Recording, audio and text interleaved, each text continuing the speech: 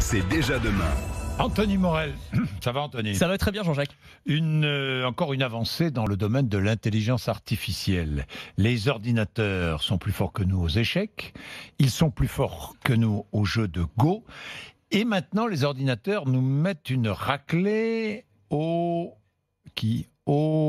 jeux vidéo? Oui, aux jeux Non. vidéo. Oui, absolument. Aux jeux vidéo Ouais. aussi. Enfin, à certains jeux vidéo. Moi, ça fait longtemps que l'ordinateur me met une raclée à FIFA, par Oui, exemple. mais à toi, c'est une Oui. chose. Mais aux meilleurs joueurs du monde, à des gens qui s'entraînent 8, 10, 12 heures par jour. Mais oui. Un jeu qui s'appelle StarCraft, là en l'occurrence, c'est de ça dont on parle. C'est un jeu de stratégie en temps réel qui est extrêmement complexe. Je vais vous la faire simple pour ceux qui ne connaissent pas StarCraft. C'est un peu comme si, pardon pour les puristes, mais vous aviez un jeu d'échecs, mais où toutes les pièces peuvent bouger en même temps. C'est un peu ça le principe. C'est-à-dire que chaque joueur contrôle une armée, il faut aller détruire la base et l'armée de l'adversaire. Et en fait, il faut gérer à chaque seconde des dizaines d'unités en même temps. C'est très très compliqué. Les meilleurs joueurs du monde réalisent plus de 500 actions par minute au clavier et à la souris. Donc il faut un niveau de 500 actions par minute. Donc ça clique très vite. C'est ce qu'on voit sur RMC Découverte pour ceux qui nous regardent. C'est-à-dire qu'il faut un niveau de dextérité, d'adresse, de rapidité qui est extrême.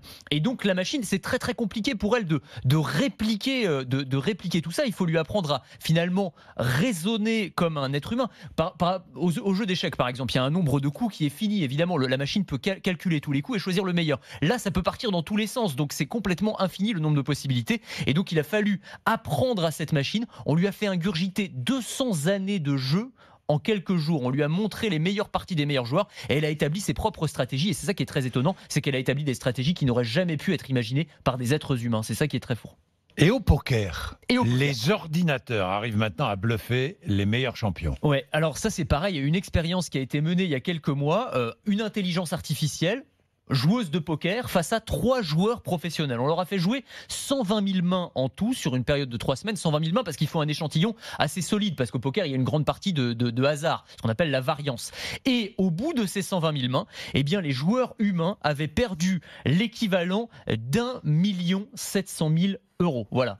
Donc, alors que ce sont des joueurs qui sont très très forts. Mais la machine, encore une fois, a des stratégies qui sont totalement inattendues. Elle jouait de manière extrêmement agressive avec des coups qui ont complètement décontenancé les joueurs humains. Et puis la machine, l'autre avantage, c'est qu'elle ne se met jamais en tilt, comme disent les joueurs de poker. C'est-à-dire qu'elle n'altère pas son jeu. Elle ne doute pas. Elle ne doute pas et elle n'altère pas son jeu quand elle commence à perdre. Alors que les humains ont tendance à s'énerver. Elle n'hésite jamais. Et puis évidemment, toute la partie calcul de probabilité, etc. Évidemment, pour ça, elle est parfaite. Mais ça, c'est normal. Elle peut faire semblant d'hésiter. Oui. On en est là sur l'intelligence artificielle. Bien sûr. Semblant de bluffer. Elle peut bluffer. Il y a une partie de bluff. Alors, y compris quand on joue au poker en ligne, il y a une partie de bluff qui entre en compte et la machine est capable de bluffer y compris des champions. Alors, humains. les applications dépassent le cadre du jeu. Bien sûr, ça va beaucoup plus loin que ça. Par exemple, l'intelligence artificielle pour le poker, là, ça intéresse beaucoup l'armée américaine, qui se dit que justement, le fait de pouvoir établir comme ça des stratégies qui décontenancent complètement l'adversaire, eh bien, on pourrait appliquer ça également sur un champ de bataille. Donc, ils sont en train d'utiliser ces simulations-là, y compris dans d'autres domaines qui vont de la santé à la météorologie pour les prévisions climatiques également. Donc, il y a plein de domaines d'application. Vraiment, le jeu, c'est une vitrine technologique impressionnante, mais qui va beaucoup plus loin que le simple jeu. Bien, merci Anthony. Peut-être qu'une machine